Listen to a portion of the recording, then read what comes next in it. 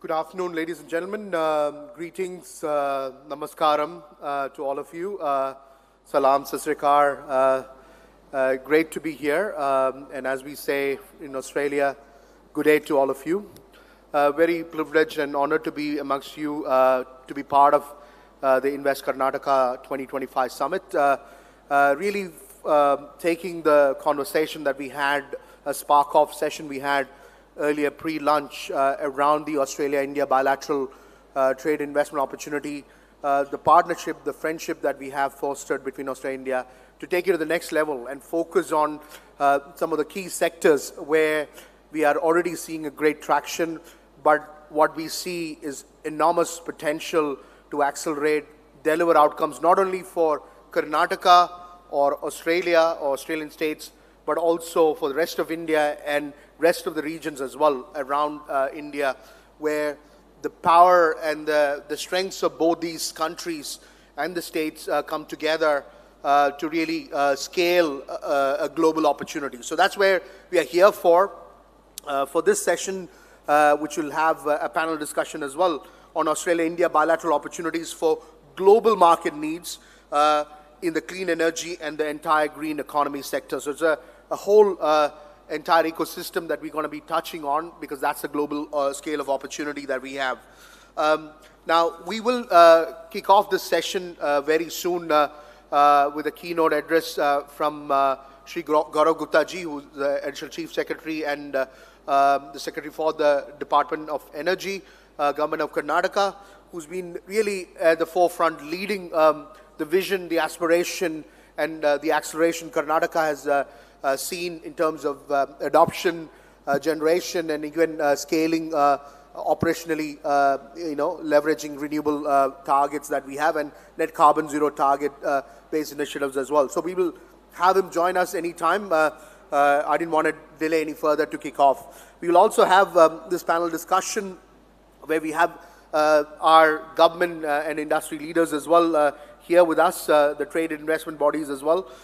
We have Mr. KP Rudrappaiah, the Managing Director of Credle, Karnataka Renewable Energy Development Limited, who is with vision, passion, and also very focused intent and effort has been driving the execution and delivery of some of the outcomes and the targets that Karnataka government has been working on. So very great to have you here, and again, someone who has been a great friend of Australia and who visited us in Australia as well.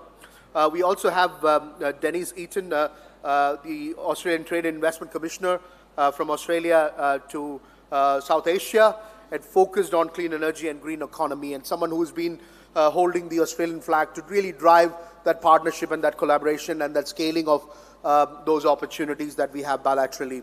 I also have Malini Dutt joining from Mumbai, representing the state of New South Wales, which is one of the largest economies and largest states in Australia. New South Wales, with Sydney as the capital, where I live and I'm from. And she's the Trade and Investment Commissioner of New South Wales government, New South Wales state for India here, based in Mumbai, but very happy that she could join us here for this important conversation and the important sector here.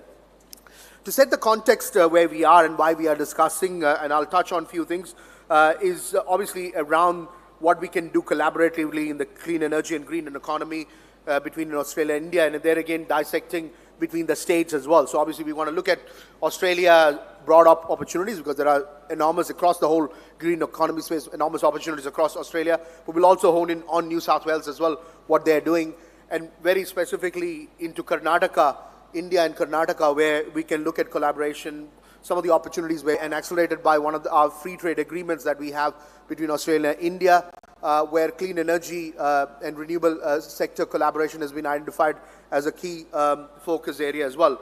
And it's been also been strengthened by the establishment of India-Australia Renewable Energy Partnership between both the governments of Australia and India, which is again to accelerate across certain outcomes, which I'll touch on. But what I believe is beyond that federal central government engagement, there is a recognition and acknowledgement that we need to have these projects executed at a state-to-state level, and that's something which we'll explore during this conversation that we have. Both the countries have also emphasized the importance of private sector partnership with government as well to accelerate adoption, accelerate conversion, and helping us meet some of these targets. The countries also recognize that the climate change is one of the defining challenges of the century, not only for our respective countries but also for global needs, where both these countries play a critical role, especially to accelerate global decarbonization efforts and targets as well. Some of the accelerated growth that we are seeing in clean energy generation adoption, including a huge opportunity in energy storage requirements, circularity, carbon net zero targets. Bilaterally, there are several areas that's emerged and has been identified by both governments and the industry also, is really catching up to drive and deliver outcomes. That covers solar PV task force with various cooperation projects on rooftop solar and building a workforce and talent as well. Commercialization of cutting-edge solar PV technology, so scaling some of the best technologies that we have in Australia, but commercially scale, partnering with India. We're also looking at facilitating two-way investments in solar supply chain across the whole value chain there.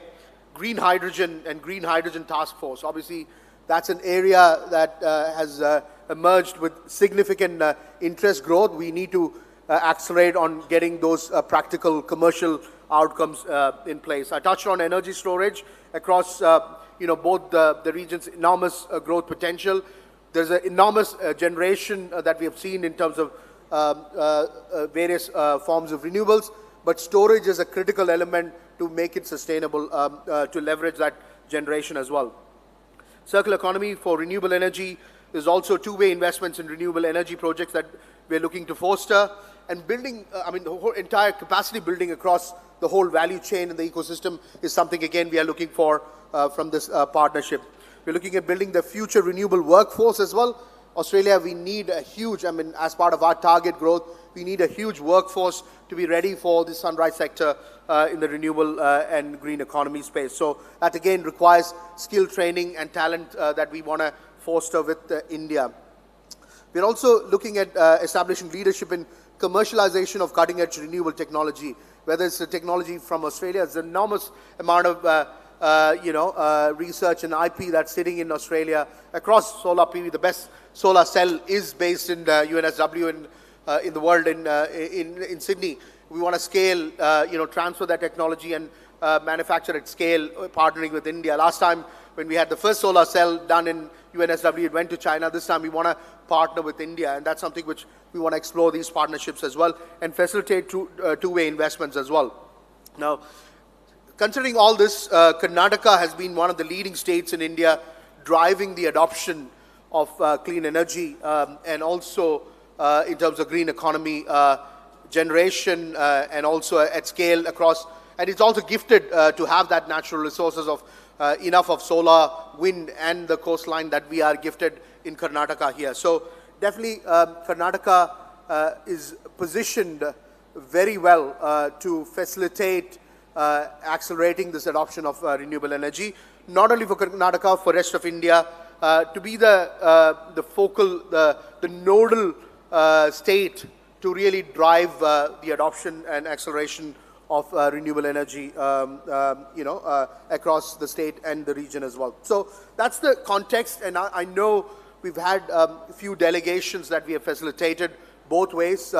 We've had enormous success with a delegation of about nearly 20 plus companies across the value chain from Australia who had come to India, including in Bangalore a couple of years back, I think last year as well, and that continues to be there, facilitated by Austrade and Smart Energy Council.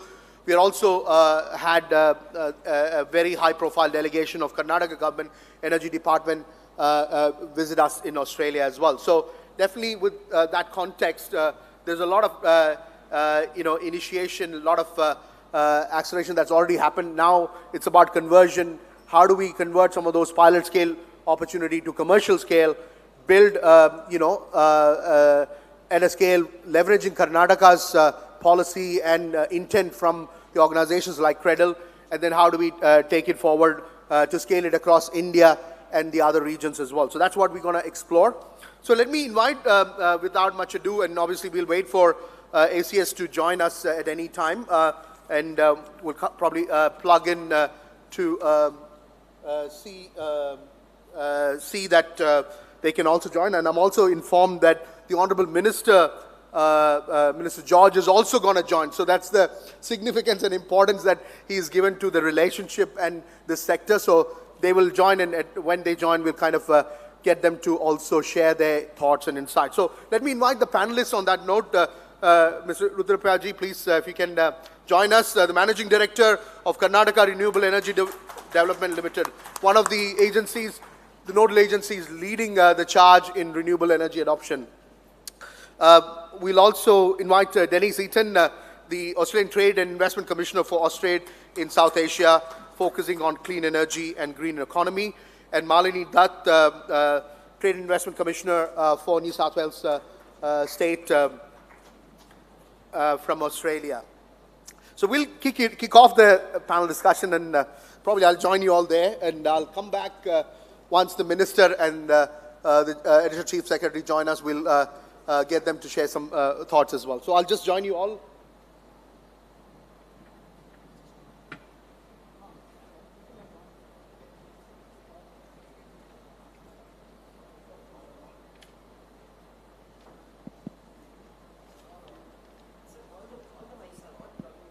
Okay, thank you. Thank you.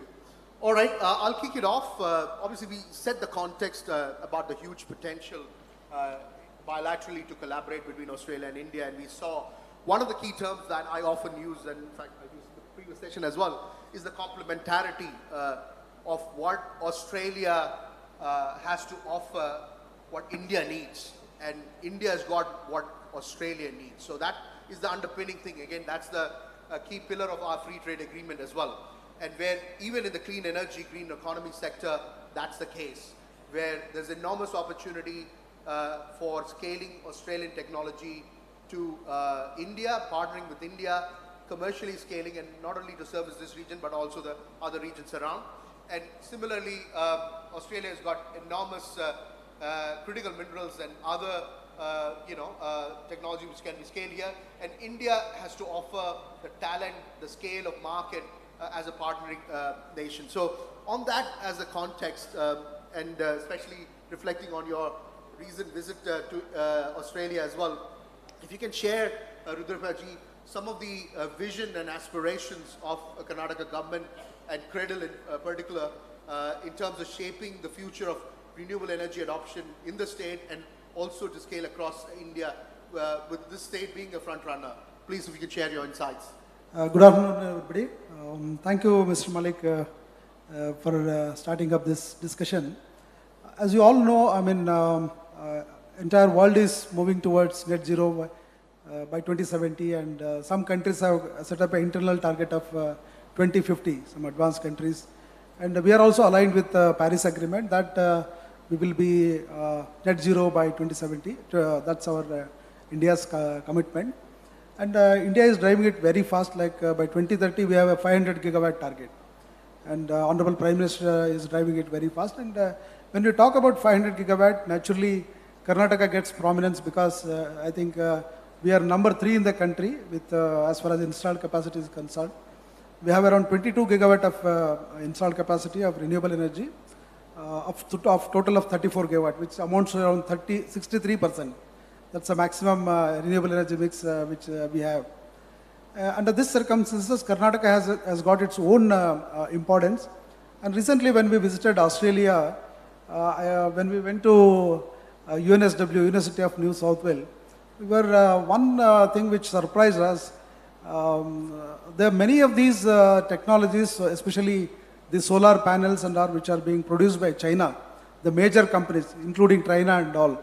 They're all they invented in Australia itself. And they're very surprisingly, Chinese companies still pay royalty to UNSW, Australian technology. That's the power of Australian technology. So that's why we have signed an MOU with the Smart Energy Council of Australia to help us in all these initiatives, whatever it's green economy, all these things. And as far this thing is concerned, direction is concerned, we have done our resource adequacy plan. Now we are 22 gigawatt. By another 10 years, we have to add another 40 gigawatt. That's a very whooping numbers we have to add to our kitty to meet our requirement. So by our short-term target by 2030 is around 19 gigawatt. So these are numbers equivalent to any of the developing countries. So that is where we stand. So to meet this target, yes, we have to have a global partnership, and I think in this direction, Australia is going to play a very, very major role, because many, in the days to come, especially battery energy storage is going to take a major role. We visited a company called MGA Thermal. They are doing a lot of things in energy storage, thermal storage and all. So all these technologies from Australia is going to help us in a lot. So taking this, I think Karnataka is going to meet our targets. I think our Honorable Minister has just arrived. We welcome sir to the stage. Welcome you, sir, the Honorable Minister, Mr. George, Minister for Renewable Energy.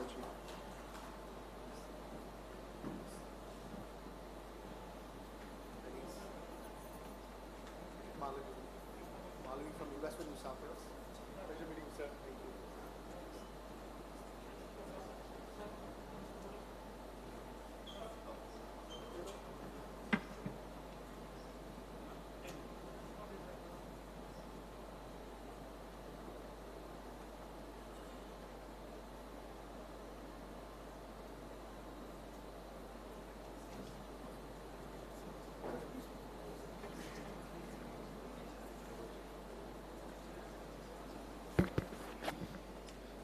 Thank you, Rudrappaiah, to just really set the tone from the Karnataka government perspective. We are really deeply honored to have the Honorable Minister with us, and that shows your importance for this sector and this relationship as well. So we really respect and value your time as well. Thank you for that. I would like to invite you to, on this note, I know you have got other commitments. I would like to invite you to share some thoughts of your vision as well from Karnataka government perspective for the sector, but also this relationship. And we were deeply honored to have a delegation representing your department led by Gaurav Gupta ji last year, and we had phenomenal success and acceleration in terms of outcomes. But we are looking forward to... Oh, if you can brief me what all things you want, then okay. I can answer. Okay, sure. We'll, I think then I'll invite Gaurav Gupta ji, if you can deliver the keynote address as per our plan in terms of what vision and the aspirations of Karnataka government in this sector, but also the collaboration with Australia. Over to you. Good afternoon, distinguished guests, Honorable Minister, sir, eminent panelists and participants. It's a great pleasure and privilege to be here in the Australia-India bilateral opportunities for global market in clean energy and green energy sectors. And I extend a warm welcome to all of you, and also apologize we were delayed a little bit on another count. As mentioned by Mr. Irfan, we had a successful visit to Sydney and Melbourne, and we also visited number of universities and also industries. And this session which is being convened here, and the passion with which Mr. Irfan from the Australia-India Business Council, he pursued the matter and also decided to have a session only on clean energy and green energy, is basically a testament to the fact that we had a number of exciting opportunities while in Australia. Now, what is important is to understand Karnataka is on the forefront of clean energy adoption. So Karnataka has, even 20 years back when people were not talking about energy transition, Karnataka decided to go on in microhydel, in solar and in wind on a substantially larger scale. Now if we see, more than half of the installed capacity is in the field of new and renewable energy. Now we would like to try out new innovative projects which are there in the field of storage, in the field of energy management, and also in several other new technologies. So what we look forward from Australia, and I'll come to the point, is Australia has, we have seen, is a great leader in terms of development of new technologies and new products and new companies are coming up. It may be relating to storage, it may be relating to peer-to-peer sharing of solar and number of others. So what we would like is such of the projects that are confident to be taken up in India. You can come here and with the blessings of Honorable Minister, we would like to have a partnership between the private sector there and the universities there, and we would give them market access or support to establish themselves and to roll out their technologies here. So this is what I have in mind, and Honorable Minister Sir has been the architect for our visit. In fact, he wanted to join the delegation himself. The delegation was to be led by him. But unfortunately, as you know, being the senior most of the cabinet ministers in the state, his calendar is sometimes too ambitious and he could not make it. But he insisted that the delegation should continue, and that's how we all, led by me and the chairman of Credel and the MD Credel, we were there in Australia for almost, I think, 4 or 5 days, visiting the Sydney and the Melbourne area. So we have to identify still the specifics of the area of collaboration. That means which companies, which project. It may be solar PV, it may be hydrogen, it may be storage, it could be circular economy, in which splendid work has been done by University of New South Wales. And let us identify projects in which the Indian companies could collaborate with the Australian companies and Australian universities and then take it forward. So I will cut it short here. I would request Honourable Minister to bless this kind of association with Australia, and I'm sure that there will be meaningful partnerships for the future as well. Thank you all. Thank you. Thank you, Gaurav Gupta ji, and thanks for your leadership and all support as well from your end. Would you like to share some thoughts, Minister? I welcome you, Minister. Thank you for your time there. Good afternoon, all of you. It's a great privilege for me to come and address you. You know, Karnataka is pioneer, as my Additional Chief Secretary Energy, Mr. Gaurav Gupta, already told you. We, even though I'm in the ministry since '89, but I become the energy minister recently because so many other portfolios I held earlier. That means only 1.5 years old or I become an energy minister. After becoming minister, I started learning about the energy. So I cannot talk much about the energy. But it is a very interesting subject. And today, the demand in Karnataka is going up. As on today, now about 18,000 megawatt per day, we need the energy, and day by day it's increasing. Of course, energy increasing is a good sign. That is, the prosperity shows that Karnataka is going to prosper. That's why we got a chief minister.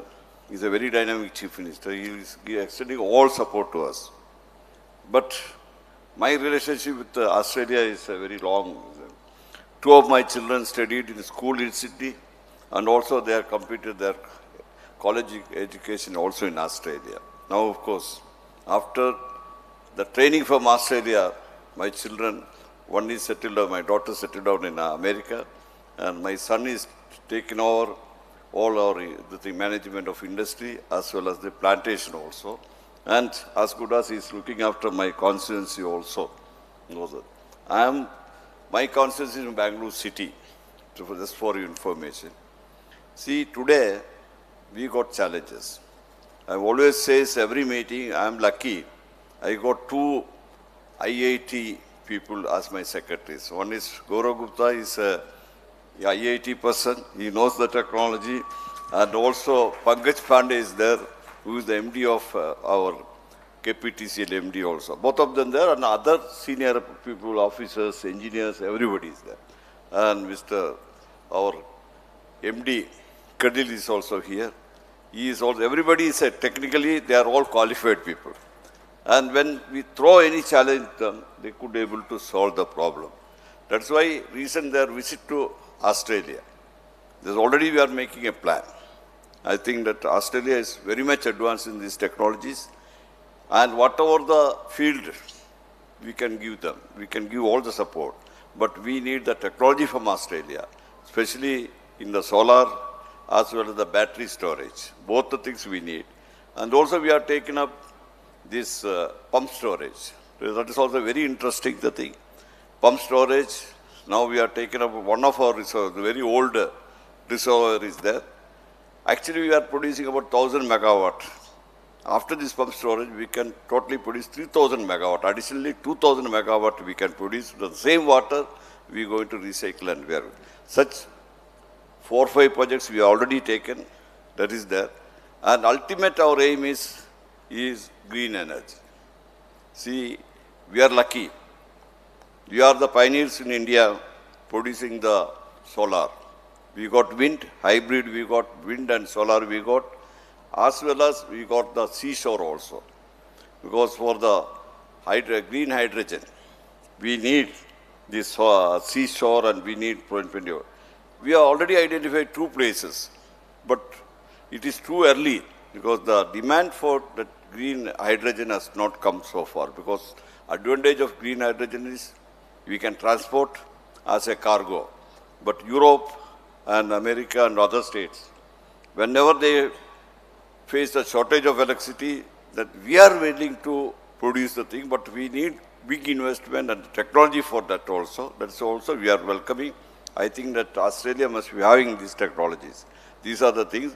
Anybody, what I want to know, many people have come forward now to invest in Karnataka. I think it's a very good. I was also Industries Minister earlier. That time also Mr. Gaurav Gupta was secretary. He was the secretary for industry for 6-7 years, I think. That's why anybody wanted to start anything is there.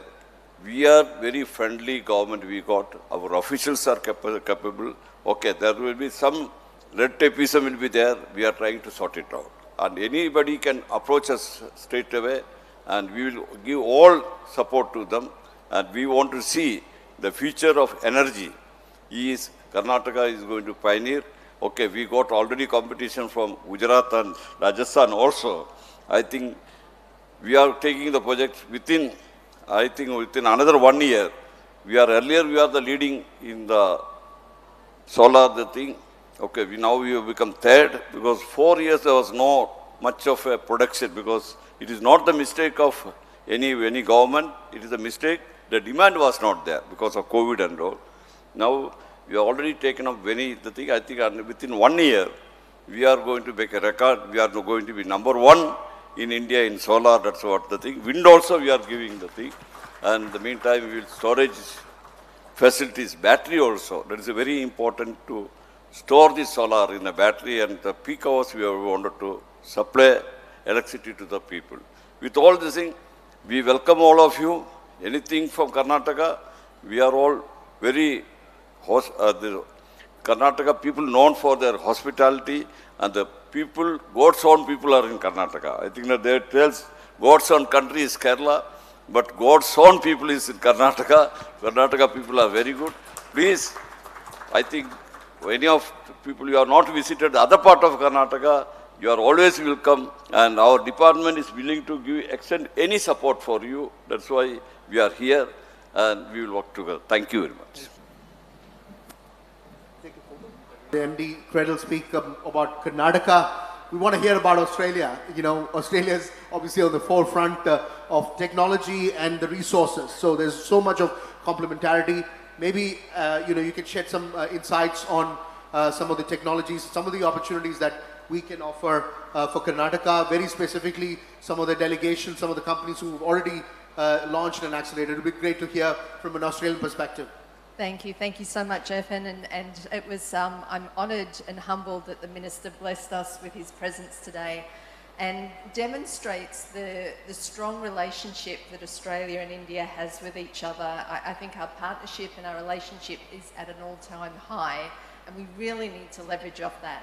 As the Minister said, Australia does have some great innovation, and I think, Irfan, you said as well KP used it with the solar panels. They were invented in Australia, And now 90% of the solar panels around the world are using the technology that came out of University of New South Wales.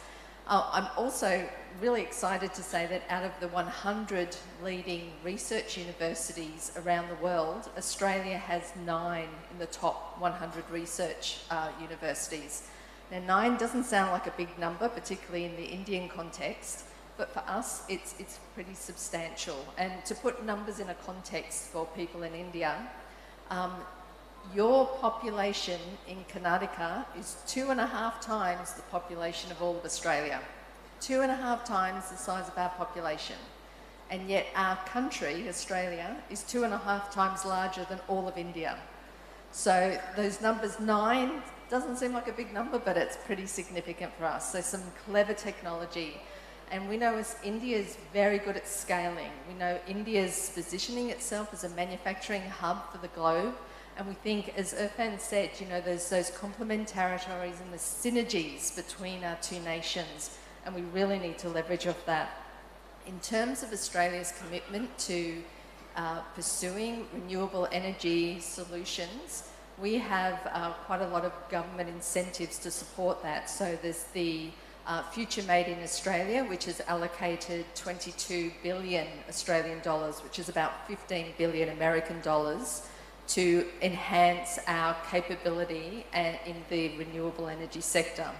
Specifically, there is the critical minerals incentive.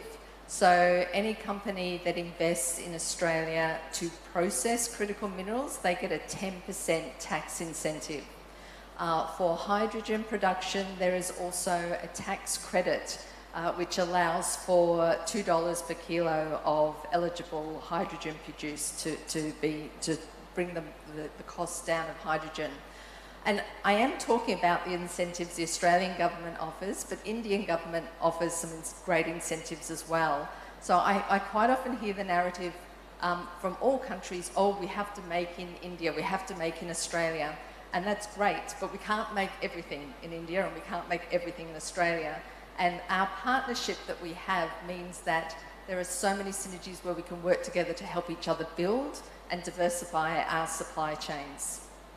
Thank you, Denise. And I'll probably delve a bit more into some of those opportunities as well subsequently. But on that note, Malini, if I can invite you to, we've heard about you in NSW a lot. There's a lot of action that is happening in clean energy, and a lot of focus at battery storage technologies. There are some companies quite actively interested as well. Please share insights about what's happening in the sector in New South Wales and what Karnataka can leverage. Firstly, good afternoon, everyone. Just wanted to inform that I come from Mumbai. Woke up at 3:30 this morning to be here. And it was so pleasant to hear from everybody who spoke about New South Wales. And we've heard about UNSW, but there was also the mention of MG Thermal. So I'm really happy to be here, and I think like Gaurav Gupta ji said that, you know, think beyond a few of the states, and I think even Minister said that. I'm going to go back with the message and talk to a lot of New South Wales companies about doing business here in Karnataka. So I'm really happy to be here. Just on your question of what's happening at New South Wales, and Denise, you also mentioned quite a bit. It's quite an innovation hub, and when you talk about Australia's renewable energy target and the commitment of about 82% of renewable energy by 2030, New South Wales is really at the forefront, and which is why I decided if there's a session on Australia-India clean tech, since we are such an important actor in this particular space, I should show up. So we've had a number of New South Wales companies that have come here and possibly, you know, explored opportunities. You heard battery storage a couple of times, and I know there's a company called Sicona that's already very active in this market, and I don't know if I'm allowed to say it, but working with an Indian partner here, and Denise, you've been involved in facilitating that as well. There's again, you know, a company called Gelion that's developing the next stage chemistry, lithium, sulfur, and also zinc for batteries. And you, in Karnataka, you have a very vibrant EV industry, so there's an opportunity, and they're having some active conversations. But I also would like to talk about one or two more things, and as the new year started, I've entertained a couple of companies, and specific to Karnataka, I read a tweet by Mr. Anand Mahindra. It was quite a joke, and I'm sure many of you caught it, about Bangalore traffic. And he was showcasing his new EV vehicle, and he said that I was stalled in traffic, but I appreciate it because it was a live showroom for me. So I know everybody talks about Bangalore traffic, and we have an organization, it's a New South Wales government organization called SCATS, which is Sydney Coordinated Traffic Systems, and we had them here in Bangalore, also interacted with the traffic department. We are trying to facilitate a collaboration between SCATS and CDAC, which is the Indian government organization. They also have a big presence in Bangalore, and the SCATS software technology has also managed big events like Qatar World Cup. So I think the beauty of this technology is that 12% fuel consumption reduction. And we want to bring such technologies into more broadly the Indian market, but definitely into Bangalore. Another example I can give is, again, University of New South Wales, but a different department called as SMART, which is run by an Indian origin Australian citizen called Veena Sahajwala. She's made a couple of trips here. And JSW have a plant in Karnataka and Vijayanagar. And there are talks on to look at how we can look at green steel. So she does a recycling sort of, she has a recycling concept, and she's looking at setting up a concept of a micro factory at the JSW plant to look at manufacturing green steel. So I'll leave it at that, but there's several other examples. You know, I'll come back to some of them. Rudrappaiah, if I can invite you, you had an amazing trip to Australia, and I want to reflect on that. And I was really amazed the interest and time you spent at UNSW, the universities, the industry you visited, and all you had was obviously how can I take this to Karnataka, build pilot scale, commercial scale at Karnataka to leverage some of the needs, especially energy storage and even waste to energy as well you were looking at. So what were some of the key things that really stood out, and you know we've already started traction on some of those initiatives as well, if you want to reflect on those. Mr. Malik, I mean the visit was very fruitful. To mention what Malini has mentioned, when we visited New South Wales University, there are a lot of things happening at the microfactory, and so a lot of inventions are happening. When we also visited CSIRO facility in Melbourne, we saw the Toyota doing some research with that research organization on the improvement of efficiency of batteries. Because a lot of things are happening. So with the UNSW, we have signed an MOU to start an incubation center, basically to support the startup cells. So that is what we have already initiated. And then, yes, with respect to critical minerals, since battery is going to be very critical in the days to come, I think I can see some of the faces. We met them in Australia. They are into various things. I think shortly we are coming up with battery storage tenders of 1 gigawatt, wherein Government of India gives VGF, viability gap funding. So many of the companies, as our ACS suggested, can connect with us through the Australian Trade Commission, so that there is something an offer from to the Australian companies, so they can be part of this journey, whether it is in the battery energy storage space or in the solar. And subsequently, we are also going for a tender of 2 gigawatt solar plus BESS. It's a huge capacity. It's close to Bangalore. I think that tender will be coming in maybe in a month or two time. Like this, a lot of tenders are coming. Only thing is that we want to know what is required to connect both Australian technologies and what we want. So I hope so your collaboration with us will help us in taking them forward. Yeah. Thank you, Rudrappaiah. I think Denise, that's a good segue. Obviously, we've had a couple of delegations led by Smart Energy Council as well, who visited companies like 5B, and a lot of them have already now built partnership. I think even with Swelect as well, we've seen some good traction. Do you want to share some more insights on some of the companies and where we can accelerate, especially the energy storage is becoming as a key area of focus as well? Yeah, sure. And I think it's very important, as we saw from the Minister and KP going to Australia, engaging with businesses, understanding the business culture, and vice versa. It's so important that we're different nations, we have different ways of thinking, but we're good friends, so we need to get to know each other even better. Austrade, with New South Wales Government, has brought out quite a number of missions. In 2022 and 2023, we brought out a critical minerals mission. So companies were looking and exploring opportunities to supply their critical minerals into the supply chain here in India. And that was significant because before I came to India, which was 2.5 years ago, I met with a lot of these miners of critical minerals, and India wasn't on their radar. They didn't, you know, their perceptions was, oh yes, India, they manufacture a couple of two-wheelers, but it's not a big market. India is huge, and I think that message has got back to those miners of the significance and the growth in this market. Also the fact that you're also looking to achieve net zero by 2070, so there's that commitment to renewables. So we're having missions come out. In 2024 or 2023, we had the Smart Energy Council mission come out again too. In 2024, we had the largest renewable energy delegation out of Australia come to India, and they went to India Energy Storage Week. There was 50 companies from Australia who came here to explore relationships and understand the Indian market. We're going to be supporting that event again this year, and we're hoping to have more than 50, and we will bring that delegation to South India. So please do engage with the companies when they come out, and do visit Australia as well. And as you said, Irfan, there's a number of examples of success stories. There's a company, Energy Exemplar, who do simulation software. They are active. They have an office here in India. They are actively selling and engaging with India and working with Indian governments for mutual growth. And I guess for that, it brings me to that concept of partnership. Australian companies come to India to talk about partnership. They don't say, we're coming to sell you something or we're coming to buy something. We want to partner. And of course, good partners grow from each other. They take the best of each other and then they amplify that.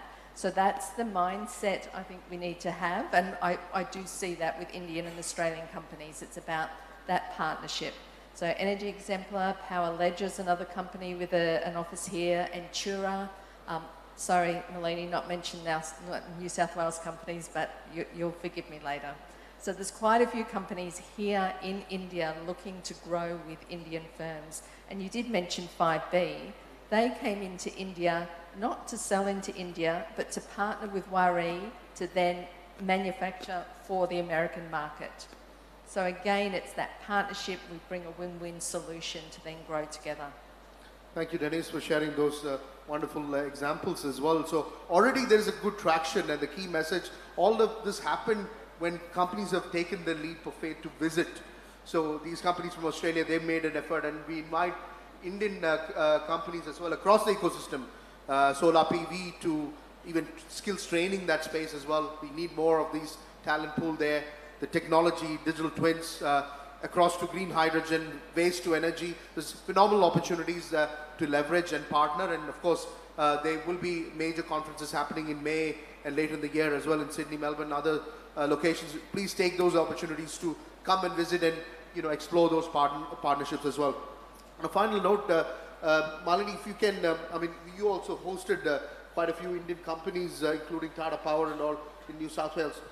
What are some of the traction, especially I see huge opportunities for battery companies here to leverage critical minerals. We've got vanadium to all sort of critical minerals in Australia. What's been some of the traction you're seeing with some of the Indian companies? Yeah, and it's good you mentioned, we do so much in the green economy space that I almost forgot about that trip. This happened in 2022. We hosted an experiential trip of some CEOs in the clean energy space to New South Wales, and showed them not only our assets, but also technology and our port facilities, as a gateway to export some of that. I think those visits and also the outreach from Australian companies into the market have yielded a lot of dividend. One area we're also seeing traction around is Indian PSUs actually looking at capitalizing on the critical minerals office opportunity, and they're looking at opening offices in Australia. And I think at the moment we've got interest from 2 or 3 such PSUs. So I think that's growing in importance. Of course, the technology piece is so important where even right now as we speak, Australia and India have launched a fund, and it's the 16th round, the Australia-India Strategic Research Fund. And one of the areas is focused on circularity and recycling. So that's up for grabs. I think there's a lot of traction around storage, PV. We're also seeing around hydrogen technology. And given that we have something to show, we have about 5 renewable energy zones in New South Wales. I think there's a lot of traction around most of the value chain. I would invite all of you to come to Sydney and Newcastle, Long area, which is amazing ecosystem, and I mean the opportunities are plenty. It just needs people there to harvest and nurture these opportunities. I'll wrap it up on the note and invite questions. We'll probably take 3 or 4 questions at max. Let's start with this gentleman in the front.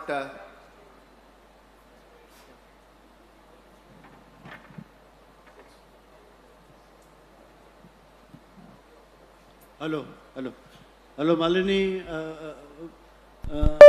I have actually heard your regarding the comments on the Anand Mahindra. I want to know the Bangalore's traffic problem can be solved. How, and is there any solution, or what the Australian industries can help? So you've put me into a trap. So we were trying to explore in a small way. So obviously the Indian government agency CDAC, which is linked to the Ministry of Electronics and IT, is the leading association that manages the various traffic intersections across this country. SCATS, which is the counterpart in Australia, based out of Sydney, they've done a lot of work in managing some of the large events. And 2 years ago, I was having a conversation with them when India hosted G20 to bring that technology and let's do a trial, etc., which failed because of various reasons. They also have, as I mentioned, done the Qatar World Cup, and we used that as an evidence. And then discussions progressed, and we said that they should come down to India, because I had connected them virtually, and I said, to demonstrate commitment, you come down. And then CDAC introduced them, invited them at an IIT Bombay workshop, and it was a traffic management workshop last month, and I requested them to come down. They've spent a lot of time, both these associations, and to be honest, we are now at a stage where we are trying to see how compatible both of them can be. This is not a one-off visit. I think what's going to happen from here on is there's also a similar traffic management international event that's going to happen in Sydney, organized by SCATS, and we're going to invite CDAC to come and have a look at what they've done. And SCATS is not alien to India. They already have done 2 pilot projects, one in Saharanpur and one in Jamnagar. So they do understand India, but we definitely, the approach is not to come here, and I think, as Denise put it very nicely, Australia is not here to teach India how to do things, because I think everybody knows. The whole idea is to partner, work together, and that's why I mentioned that, they work together and see how compatible they are, and then manage this robust problem. So I think that will be the approach. It's going to take a bit of time, but there'll be a few deliberations, and we'll ensure that, this is a good success story, hopefully, for the future. Thank you, thank you. And sorry, can I just add, I live in Bangalore, and people always say to me, how can you live in Bangalore, the traffic's so bad? And I don't understand that question, because it's bad in every major city in India. Good afternoon. It was a nice session and very great insights. I am Naved Akhtar from Value Petro. We are the leading lubricant manufacturers. Madam, we are specializing in textile lubricants, mining lubricants. So we want to explore the possibility of entering into Australia in a big way. Here we have 2 manufacturing facilities in Chennai and Mumbai. So it was a nice relation. Let's see how we can explore, and nice insights by Mr. Irfan also. We'll take that forward, and definitely we'll connect you with the right teams there to take it forward. Sure. Thank you so much. We'll just focus on renewable sector. Sir, I will thank Rudrappaiah. I know you have to head for another round table. Thank you, and a round of applause for Rudrappaiah for his time. Thank you. So we'll just, one last question to wrap up the session. This is the silicon wafer used in solar and semiconductor.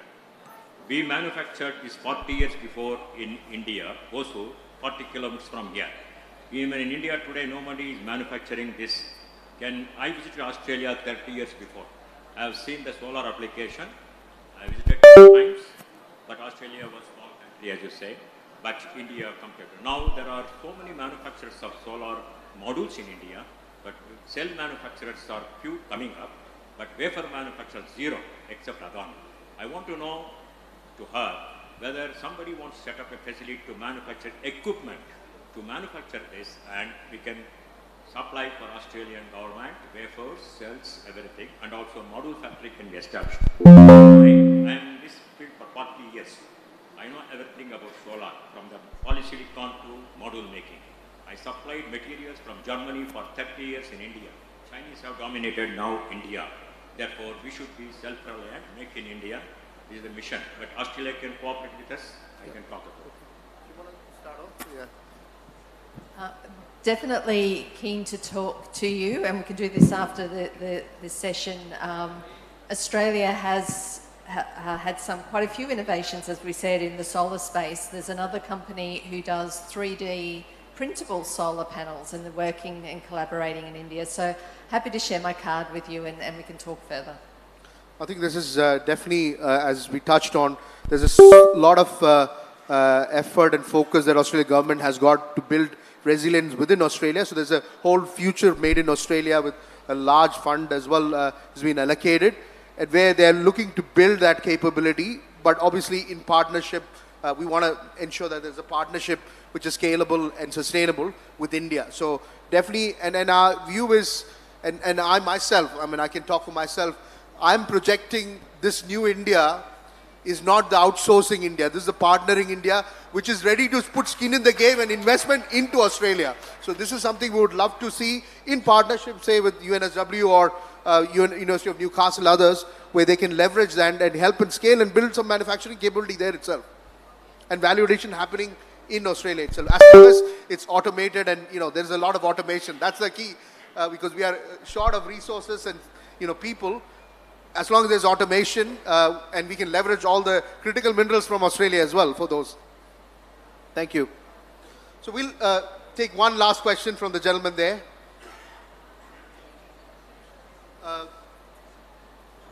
And then we'll wrap up this session.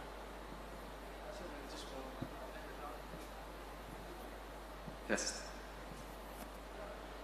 Just want to find out how many local companies have you been working with so far, and what are some of the problems that you face, and would you be interested to work with a Singapore-based company? Why is a hard question always left to the last? So was it how many companies we're working with, or? How many companies have you partnered with locally?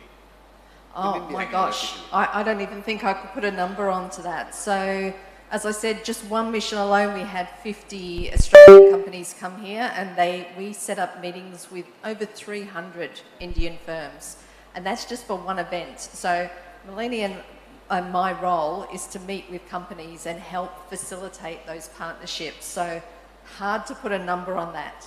And what was the second part of your question? Oh, happy to partner with Singapore, happy to partner with anybody who wants to help our mutual growth. Well, I mean, I'll just add on to this. And Singapore and Australia we have a traditionally great relationship, and Singapore and India has got a great relationship. So leveraging this multilateral partnership, but ultimately the benefits, the global benefit, we're open for that. Definitely. And in fact, I talk about the free trade agreement. There's a free trade agreement between Australia and India and UAE and Australia. So there's already a trilateral opportunity. Similar we have with Singapore as well. So definitely keen to explore. Thank you. We'll wrap it up on that note. Thank you for joining aboard on behalf of Austrade, Investment New South Wales, Australian Government, Credit and Karnataka Government, and the Australia-India Business Council. I thank you all, and I'm really looking forward to, and one message I want to leave is Australia and India relationship is based on trust and long-term that we are bridging. Our diaspora is playing a key role. great, phenomenal opportunity, and I would invite you all to come there. I mean, you just need to find an anchor event. We will facilitate a delegation or pathway to host you all, match you with the right opportunity, and then how we can help you scale as well. So it's again taking that leap of faith to visit Australia. That's when it opens up opportunities. So I'll leave that note, and welcome. We welcome to Australia whenever you get a chance, or align your schedule with some of the events that's happening. Thank you again, and look forward to chatting with you all. Thank you.